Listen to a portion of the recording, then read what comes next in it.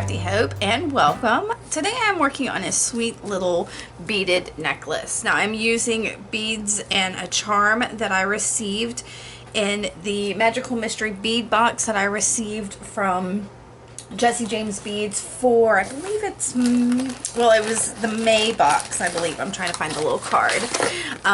It's the May 2022 Treasure Trove. And the selection I've made have all come out of the Under the Sea mix. So it was this mix here that had some really beautiful things. And I believe all of these pieces came from that mix. It was a lot of beautiful turquoises and neutrals that I really liked. So I really love this mermaid charm that I'm going to use as my pendant and really make just a sweet little necklace to go with it, using these kind of champagne rondelles, these turquoise rondelles, and a couple of these little teardrops. In addition, I've got a couple of, well, I've got a little pile of jump rings here. They are, let me see, I forgot to measure them. They are probably about 6 millimeters. I have a tiny jump ring that is about 3 millimeters, and then a larger jump ring that is about 9 millimeters. So it's a nice, good size jump ring. And I have some 22 gauge German style beading wire. So I think that's all I've got. Like I said, I don't know how many jump rings I have. I could sit down and figure it out. And if this isn't the length that I want, I plan on filling it out with some chain if I need. So I'm going to get started with this by telling y'all that I'm going to, with both sets of these rondelles, I am basically just going to make links with them. And I'm going to do that by making wrap loops on either end. This is my kind of go-to for me way to make a necklace or make a chain of any kind.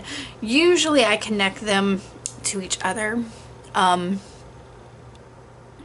I'm not going to. I'm going to use the jump rings this time. So I have made a loop around my round nose pliers. I'll do that again in a second. I also have a link up here to how to make wrap loops, but I made that loop right there.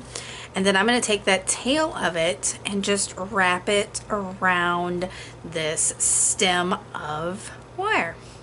And then I'll use some chain nose pliers to flatten that down. Now, if it is too long, I will just trim it. So I get about three wraps around my around the stem portion. So, and I like to flatten this out a little bit, make sure it's nice. And then I'll just pick up one of these beads and string it on. And then I'm going to make a wrap loop on the other side. Now I'm going to make sure that the wrap loop goes the same direction as the previous one. So this one's going like this. So this one's going to also go like this. So I will start by bending my wire. I like to use my round nose pliers. And I'm going to bend that in the same direction as the previous loop. This leaves a little bit of space. I don't know if you can see that. A little bit of space between the top of the bead and my bend. And then I'm going to move my pliers and then wrap my loop like this. And I'll straighten my wire out and make it all nice and neat, just like that. And so you can see I've got a nice little loop there. And then we'll take this tail and just wrap it again. And like I said, for me, it's usually about 3 wraps. And I will make sure that is nice and tight so our bead doesn't move around too much. And then I'm going to use some flush cutters to trim that, just like that. And then I like to tighten it up, make sure that there's nothing hanging off with some tweezer nose pliers. You can also do that with your chain nose pliers, but now that I have these tweezer nose ones, I use them all the time. And then again, we'll flatten out that loop. And I'm going to do that same thing again with the rest of these beads. I'm going to do it one more time for y'all, just so you see it from the beginning, since I was talking. So I'm going to go about that much down. You know, it's like for me, a finger section width. So that's, let me see. Let me measure that and see. That is about 3/4 of an inch or so, maybe somewhere between 3/4 and a full inch. And I bend that, and then I turn my pliers, make my loop, turn my pliers, finish my loop. And then my loop has this tail, so I'm going to wrap my tail all the way around. Like I said, if it's too long, that is fine. I will trim it, but I don't like it to be too short because I want these to be as consistent as possible.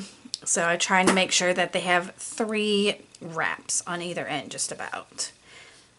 So I will take my chain nose pliers and press it around until it's nice and flat.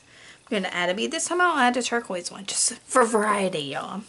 And then again, I'm going to make another loop, and I'm going to make sure it goes in the same direction as my previous one. To make my 90-degree angle, I adjust it up just a little bit to get the pliers in.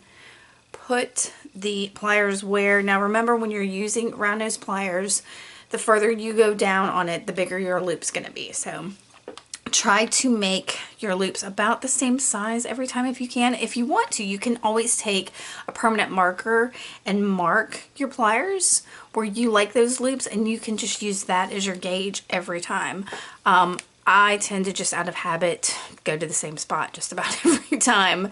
But if you need that guide, go for it. These are your pliers. These are your tools. Do it.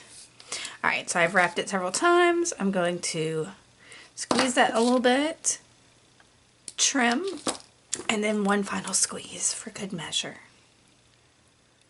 All right. So like I said, I'm going to go through all these, and then I'll come back in a few minutes and, well, it'll be no time for you. It'll be like magic. I'll just snap and it'll be there. So let's do that. Let's snap.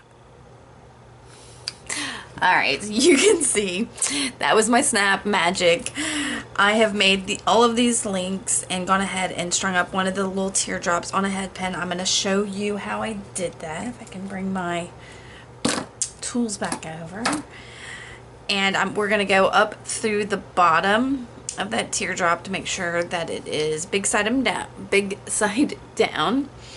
And then we're going to just make another wrap loop. Now with this one, because the top of that is so delicate, don't try to force the wraps. So I'm only going to do about 2 wraps and make sure it has a little bit of room on there, because I do not want to break this tiny delicate bead.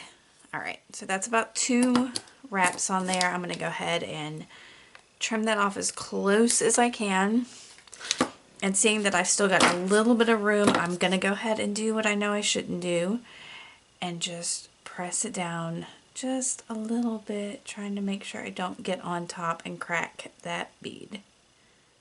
Okay, I think I'm okay with that. Yeah.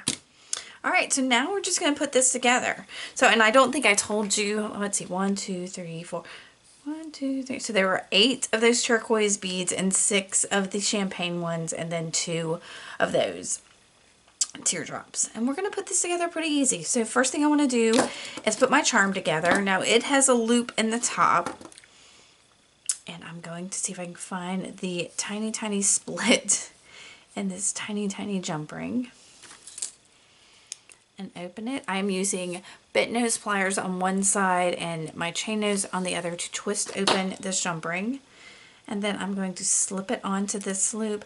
And I think I'm going to go ahead and slip on my larger jump ring. And then put these together. We're going to twist it closed, make sure it is nice and closed. And so I have this little formation here. And so to it, I am going to open this larger jump ring, again using the same thing, twisting it open. And on one side, I'm going to add a teardrop and one of my turquoise beads. And then I'm going to close it. No, I'm not going to close it. I'm going to switch hands. Woo! And then on the other side, add a teardrop and one of my turquoise beads. And then close it. All right. So it is like this with these lovely little charms here. And then I'm going to kind of do the same thing all the way up. I am basically going to take a jump ring and twist it open, and then slip on my turquoise and slip on my champagne and close my jump ring. Just like that. And then I'll do it again and again and again. So I'm going to do it one more time. Slip open, twist open my jump ring. So I'm going on either side of that split, twisting it open, slipping on that champagne, slipping on that turquoise, and twisting it closed. And you know what I just realized, y'all, I forgot? I didn't get a clasp out, but I think I've got some up here that will work just fine. So we're going to get to that in just a second.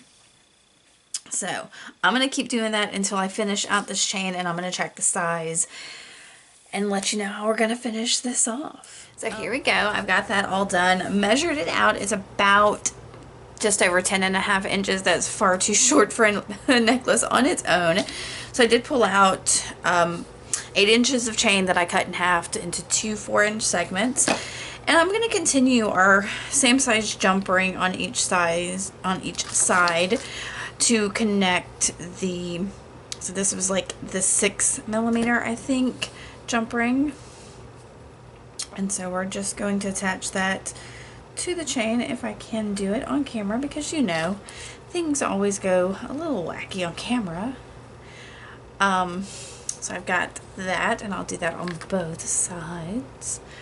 Should have gone ahead and done the magic of YouTube and added it to one side, right? That's okay. We get to do this together. All right. So I have added that chain, and then to finish it, I pulled out 2 more of those tiny, can y'all even see those? They're so tiny. What did I say? They were 2 or 3mm jump rings and a clasp. This is just a little hinge clip clasp. What I'm going to do is I'm going to go ahead and put the clasp together, and then we're going to open these tiny jump rings, hopefully. Maybe I should use my tweezer chain nose pliers. Ooh. Alright. I'm just being silly now. So we're going to put that tiny jump ring on one end of the chain and add our clasp and close that. Making sure it is nice and closed. And then do basically the same thing on the other. I'm going to open this itty bitty tiny jump ring and add it to the end of the chain, and then attach that to our clasp attachment. And just like that, we've got a pretty little sweet mermaid necklace, y'all. I love it so much. It's very much got that sweet vibe of a lot of the jewelry I like to make, with the sparkle and all of that. So I'll have some pictures of it here at the end. If you have any questions about it, let me know. I will link either the May Magical Mystery bead box, or if I can find it, the Under the Sea bead mix, or both. Or, you know, you can go ahead and sign up for one of the Magical Mystery bead boxes yourself and get, who knows, and make something similar. Alright guys, thanks so much. Like I said, let me know if you have any questions. Make sure you give me a thumbs up and subscribe. See y'all later. Bye.